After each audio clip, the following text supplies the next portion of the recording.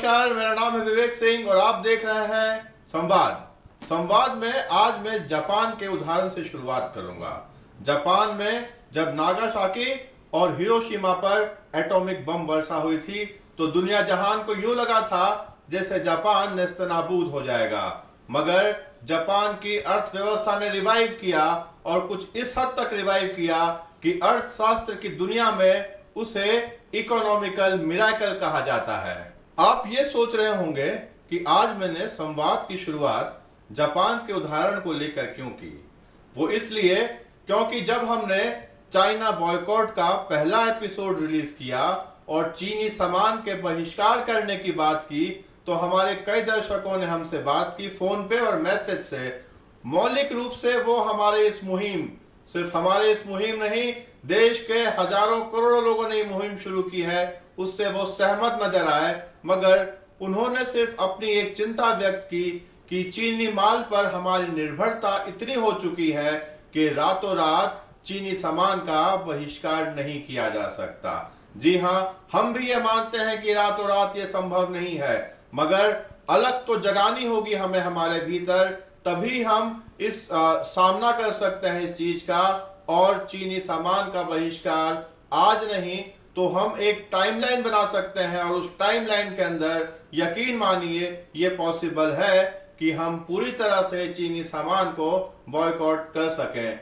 अब कई लोगों के मन में यह सवाल भी उठेगा कि जब चीनी सामान को बहिष्कार करने से देश की अर्थव्यवस्था को फायदा पहुंचता है और चीन को नुकसान पहुंचता है तो सरकार इसे बैन ही क्यों नहीं कर देती है। तो इसे बैन नहीं किया जा सकता क्योंकि अंतरराष्ट्रीय नियमों का पालन करना होता है देशों को, और हम भी WTO की संधि के तहत जुड़े हुए हैं और इस कारण ना तो चीन और ना ही भारत एक दूसरे के सामान को बहिष्कार कर सकता है। भारत और चीन के बीच जो व्यापारिक संबंध है, अगर आंकड़ों की बात की जाए तो 7,000 अरब रुपए का है। अब इन 7,000 अरब रुपए में से 5,525 अरब का सामान भारत चीन से खरीदता है, जबकि सिर्फ 1,325 अरब का सामान भारत चीन को बेचता है। यानी कि आयात और निर्यात के बीच जो फर्क है वो बहुत ज्यादा है, तकरीबन 4 गुना है, और इसे अर्थशास्त्र की भाषा में ट्रेड डेफिसिट बोलते हैं।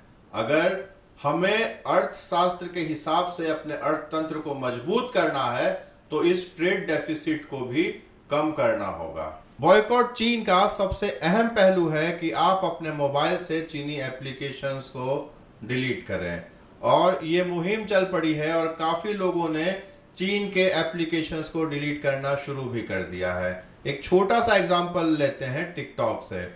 टिकटॉक ने पिछले तिमाही में 25 करोड़ रुपए इस देश से कमाए।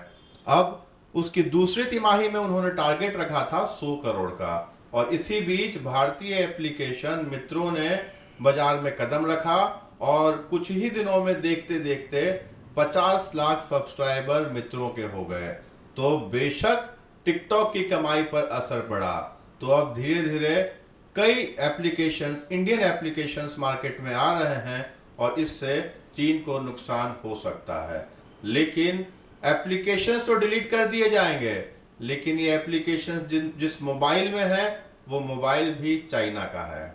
टेलीकॉम इंडस्ट्री की बात की जाए, हिंदुस्तान में सालाना जो टेलीकॉम इंडस्ट्री का टर्नओवर है वो 1.5 लाख करोड़ रुपए का है। अब इन 1.5 लाख करोड़ रुपए में से चीनी प्रभुत्व जो है वो 1 लाख करोड़ रुपए का है। यानी कि 1.5 लाख करोड़ के मार्केट में 1 लाख करोड़ रुपया चीनी कंपनियों ने कब्जा कर रखा है। यानी कि 67% टेलीकॉम इंडस्ट्री चाइना के रहमो करम पर है। और पूरा इंडस्ट्री, ये सिर्फ मैंने आपको एक एप्लीकेशंस और टेलीकॉम इंडस्ट्री की बात की। पूरे बाजार की अगर बात की जाए तो पूरे बाजार में चाइना जिस तरह से रगों में खून बहता है उस तरह से चाइना भारतीय बाजार में घुस चुका है। तो अब इसे निकालने के लिए क्या करना होगा? हमें हमारा मैन्युफैक्चरिंग मजबूत करना होगा। चाइना आज दुनिया का मैन्युफैक्चरिंग हब जो बना है वो यूं ही नहीं बन गया, दशकों की मेहनत लगी है उसके पीछे। तो भारत को भी यह कदम उठाना होगा। कई अर्थशास्त्र के विशेषज्ञों के हिसाब से पिछले कुछ महीनों में भारतीय इंडस्ट्री में चीन के मोबाइल का जो प्रभाव है वो कम हुआ है, और उसका कारण यह है कि यहाँ पर लोकल मैन्युफैक्चरिंग शुरू हो गई है और लोगों ने अब रिप्लेसमेंट पे भी ध्यान दिया है। जी हाँ, मैन्युफैक्चरिंग और रिप्लेसमेंट यही दो तरीके हैं अगर आपको बहिष्कार करना है चीनी सामानों का। जो सक्षम है वो तुरंत बहिष्कार कर सकते हैं, और जो सक्षम नहीं है, जो मध्यम वर्गीय या निम्न मध्यम वर्गीय परिवारों से है, उनके लिए एक रोड मैप तैयार करना होगा हमें। आम आदमी के लिए जब राष्ट्रीयता की बात आती है तो उसे अगर उसके जेब से राष्ट्रीयता के नाम पर ज्यादा पैसे खर्च करने पड़े तो उसे 10 बार सोचना पड़ेगा। एक सक्षम व्यक्ति इस देश में अगर चाहे तो तुरंत चीन के सामानों का बहिष्कार कर सकता है, मगर एक जरूरतमंद, एक मध्यम वर्गीय आदमी जब अपने घर से बाहर निकलता है, दुकान में सामान खरीदने जाता है, और वो जब कंपेयर करता है मेड इन इंडिया या मेड इन इंग्लैंड या मेड इन यूएसए सामान का मेड इन चाइना जैसे सामान से, तो उसकी जेब वहां झुक जाती है। इसके लिए हम अगर अपनी गुणवत्ता में सुधार करेंगे, हमारी कीमतों को कॉम्पिटिटिव बनाएंगे, तो हम जनमानस तक पहुंच पाएंगे। और किसी भी मुहिम को सक्सेसफुल बनाने के लिए उस मुहिम का समाज के निचले वर्ग तक पहुंचना बहुत ही जरूरी है। पिछले एपिसोड की तरह इस एपिसोड में भी हम आप चाहेंगे कि आप अपने सुझाव भेजें, और इस मुहिम को तेज बनाने के लिए हम अपने स्तर पर क्या कर सकते हैं वह भी बताएं।